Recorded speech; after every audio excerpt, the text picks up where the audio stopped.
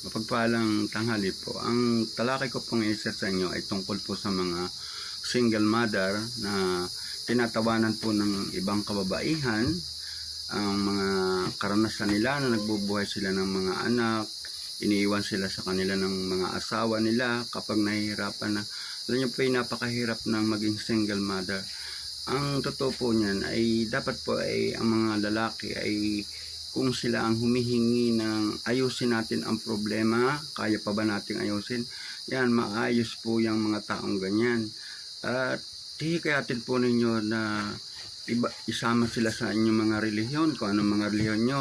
Religion is love, na sila ay magkaroon ng pagmamahal sa Diyos, ayusin ang kanilang pamilya, at binibigyan kayo ng napakahalagang oras at itinutuon niya ang kanyang atensyon sa inyong pamilya.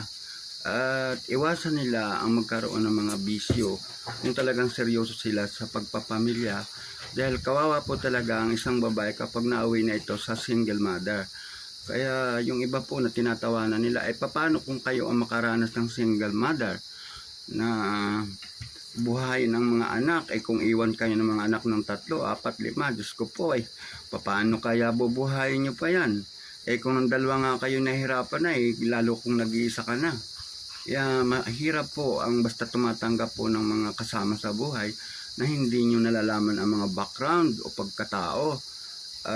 Kapag sila ay luto sa mga espiritual o napagmahal sila sa Diyos, ang mga taong yan ay madali nyo mahikayat at nagbibigay sila ng impormasyon sa mga pamilya na maaga pa, nasa bahay na. O hindi yung malalim ng gabi kung saan pa naroon ng mga anak. Kailangan ay seryoso, dibdiba ng paghawak ng pamilya, kasi nagsasakripisyo ang mga bata. Hindi naman ginusto nilang isilang sila na maganinong kalagayan. Tapos pag nahihirapan na ay maghihiwalay na lang ng basta. Anong isipin na mga ganito mga nangyayari ngayon ay napakarami na ang pamilyang nawawasak dahil sa kahirapan na hindi nila mapaglabanan at mapagtiisan na sila ay magsakripisyo sa pagpapamilya. Kawawa po talaga ang mga single mother. At ako po ay nakipagsampit sa inyo, magpakatatag kayo at buhayin ninyo ng maayos ang inyong mga anak. Hayaan nyo na ang mga babaero, kung gusto nilang magmuhay sa ibang kababaihan, yan ay titigil din. At kapag yan ay nasaktan, huwag niyong tatanggapin. Magdire-diretso na kayo ng pamumuhay. Yan lamang po ang may papayo ko sa inyo. Isang mapagpalang tanghali po. Salamat po.